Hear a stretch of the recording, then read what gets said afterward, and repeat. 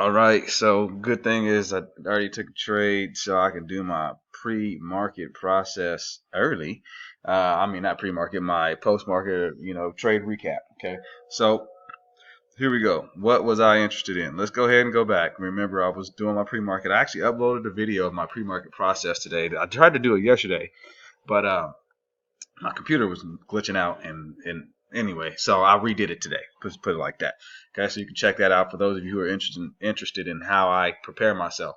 Now, here's what I was looking at. Pre-market, these were the movers. Okay, so pre-market, I said I saw AGTC, and here's my game plan. So stock is gapping up to 640ish at the moment.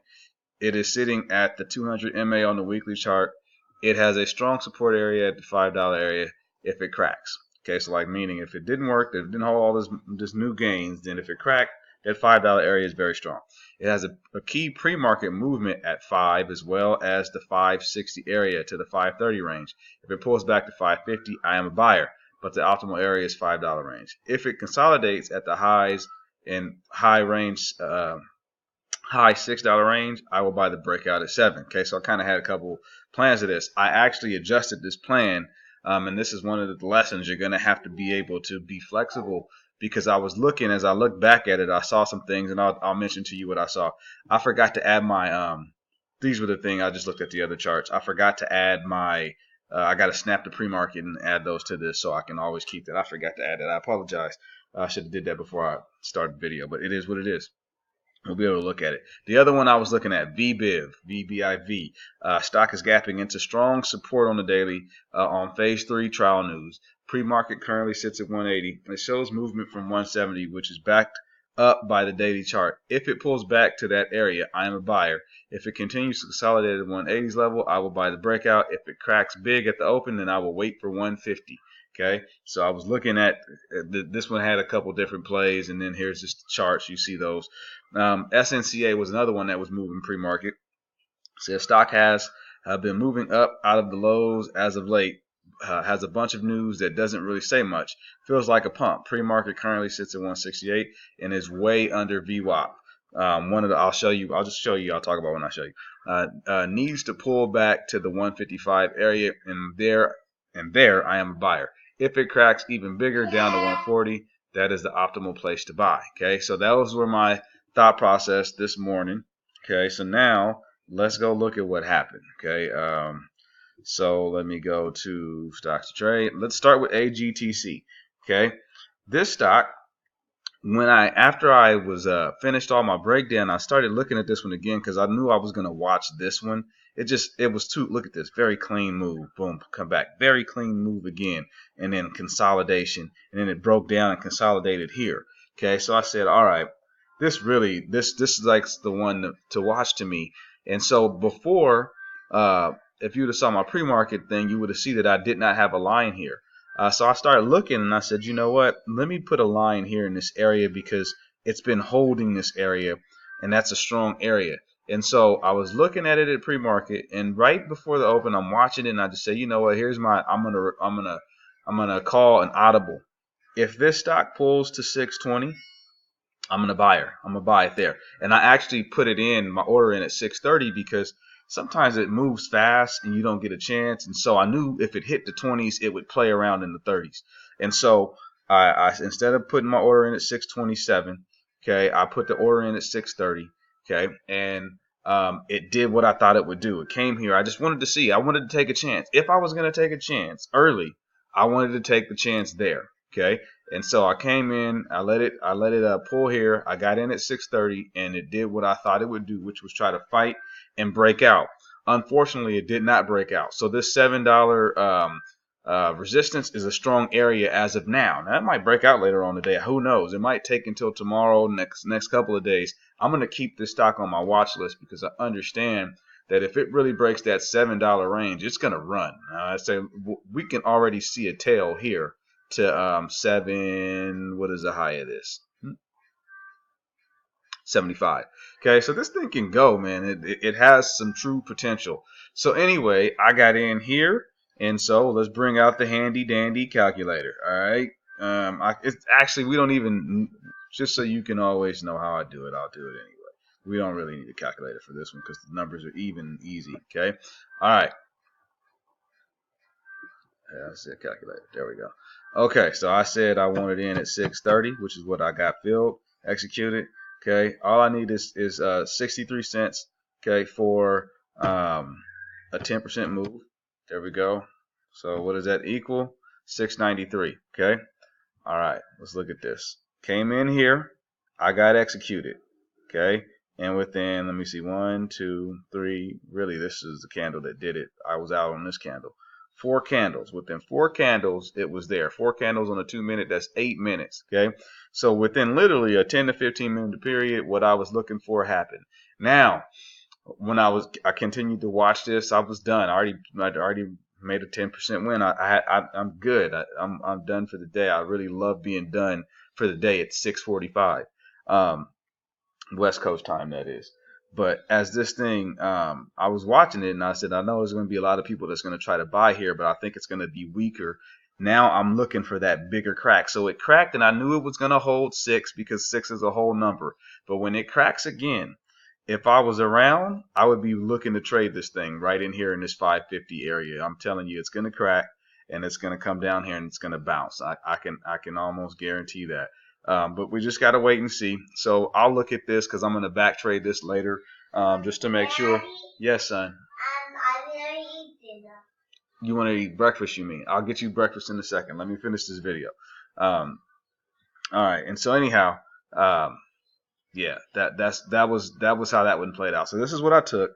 And if you was listening to my pre-market video, you would have heard everything that I told you about when I was breaking those 3 stocks down. I kept coming back to AGTC. I knew I was going to trade that one. I knew that was the one just off of this pre-market chart. This is a very strong, clean pre-market chart that tells you clear areas to buy. Okay, look at this pivot right here at 650.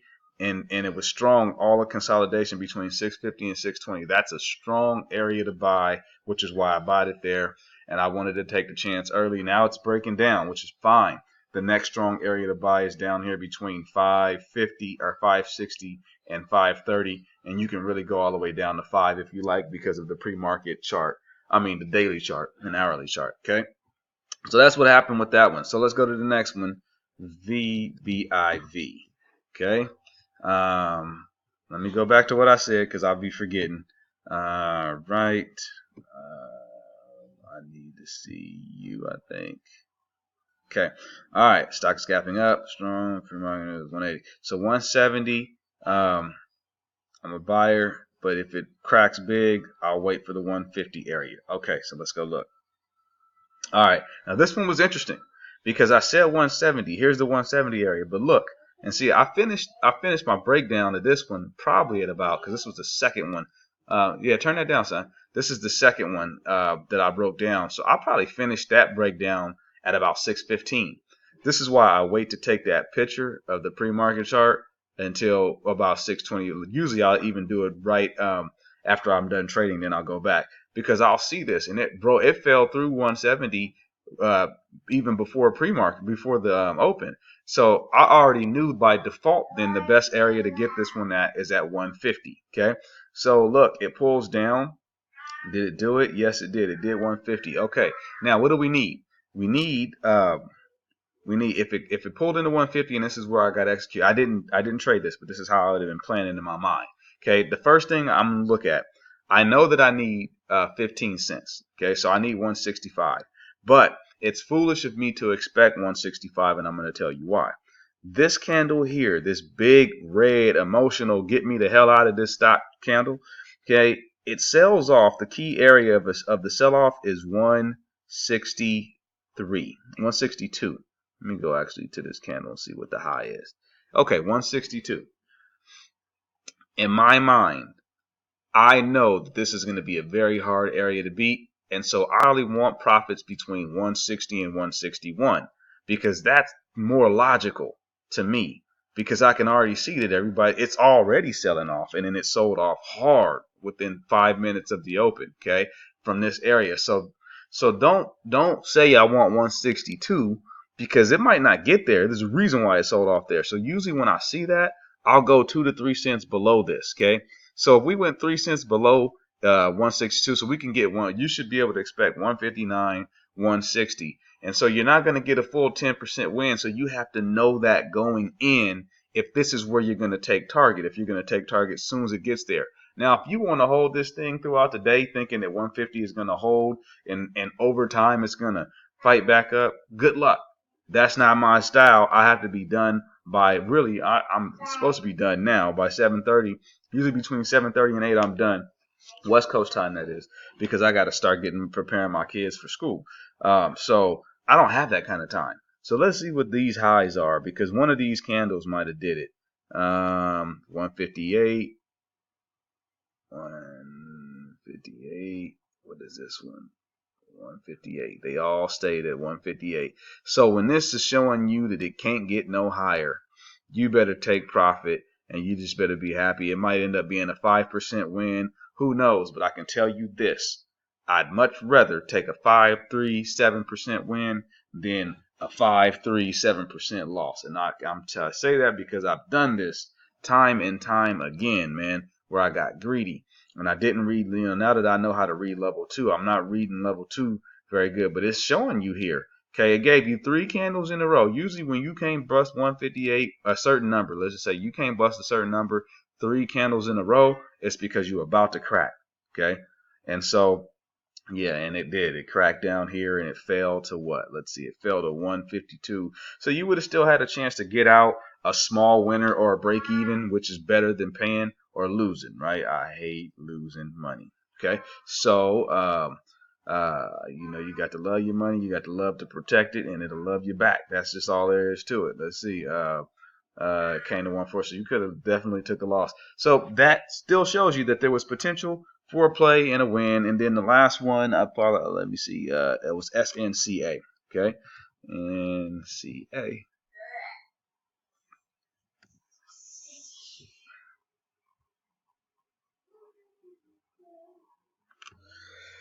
Okay, SNCA.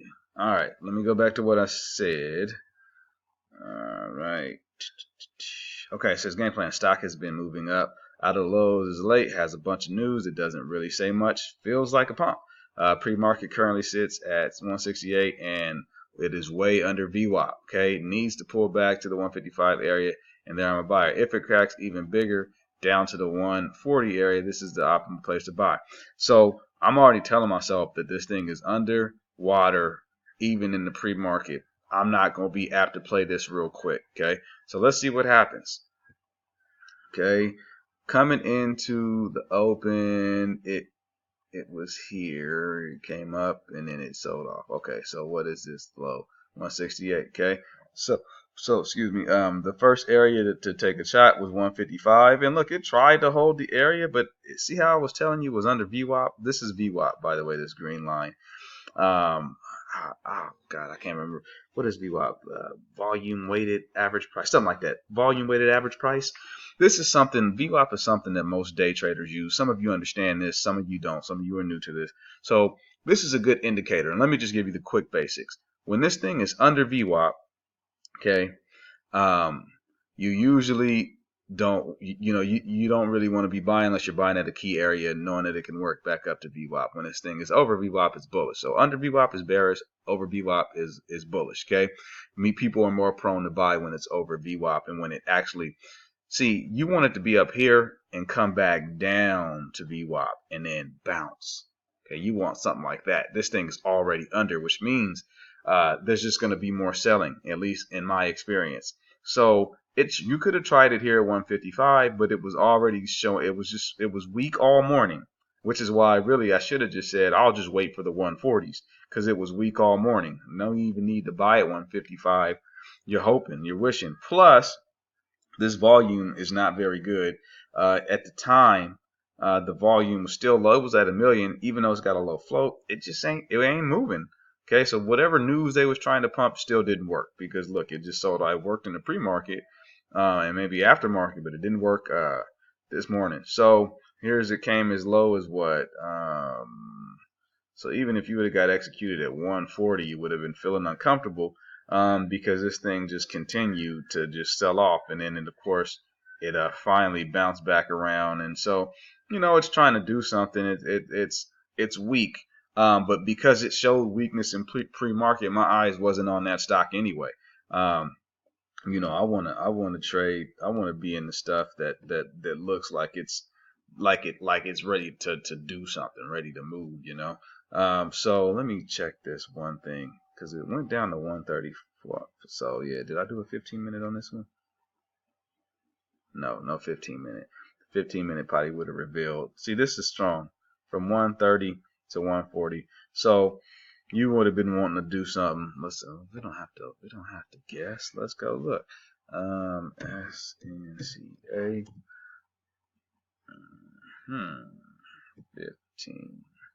I want to see what you're talking about. Only what you're working with. Come on, man. Let's go. Execute. All right. Let's look at this. Yeah, see right here. Boom. How funny. How telling. I have a line right here at what? 131. Hey, Camille. This is why multiple time frame analysis matters. Let's go back over here. Where did this thing drop to? 131 is the low of that candle. See, that's why I do the things that I do. That's why I look at it at multiple time frames. And so I need, what it's telling me is I need to be a little more cleaner. This is why I like that 15. I need to be a little cleaner with my pre-market judgment, especially on something that's weak. When it's showing weakness, you really want to just wait to the optimal area to get this joint. You don't want to buy this stuff at the 150s hoping if it's already showing weakness. You want to get it way for the low. So that way, any kind of movement, you always in the green. So, let's say you did get this at 131. What did it peak at so far? 131 with a high of 142. So if you got it at 131, you need 13 cents.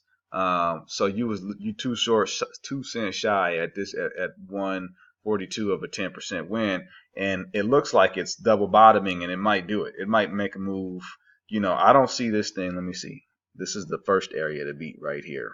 143. Okay, so that's tough. So I would have probably been taken at 142. So 143 is the first area to beat. The next key area to beat to me is 150. If this thing get back to 150, good for it. Bless his little soul, right? But because it's showing weakness and it's shown it all morning. All right. Anyway, I gotta go get my kids packed up and ready to go to school. Man, it's raining out here in Northern California.